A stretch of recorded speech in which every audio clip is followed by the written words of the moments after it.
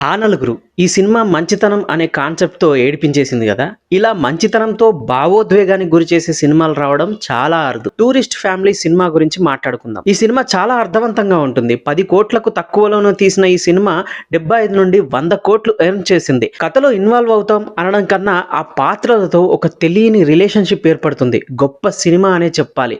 మనిషి కులం, గోత్రం, వర్ణం, ప్రాంతం చూసే ఈ రోజుల్లో అసలు మనిషి నిజంగా బతకడానికి ఏం కావాలి అనేది ఈ సినిమా చెప్పిన గొప్ప నీతి. అది తీసిన విధానం కూడా చాలా పర్టికులర్‌గా ఎక్సలెంట్ అసలు. కష్టం వచ్చినప్పుడు సాయం సంగతి అటుంచి కనీసం పలకరించడం కదా ముఖ్యం.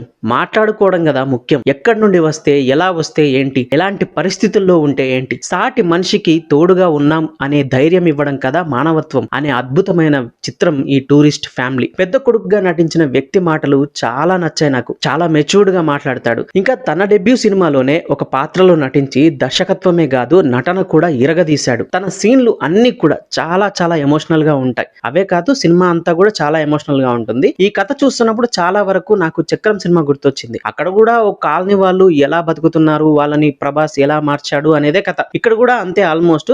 కానీ చిత్రీకరణ, ఎమోషన్స్, సన్నివేశాలు చాలా కొత్తగా ప్రత్యేకంగా అనిపించింది. శరణు అర్థించిన వ్యక్తి ఇంకా తన కుటుంబం వాళ్ళ మాటలతో, ప్రేమతో కాలనీ సపోర్ట్ చేసేంతలా బంధం ఏర్పరచుకున్నారు అనేది టూరిస్ట్ ఫ్యామిలీ కథ. ఇదొక మంచి సినిమా, తప్పకుండా చూడండి.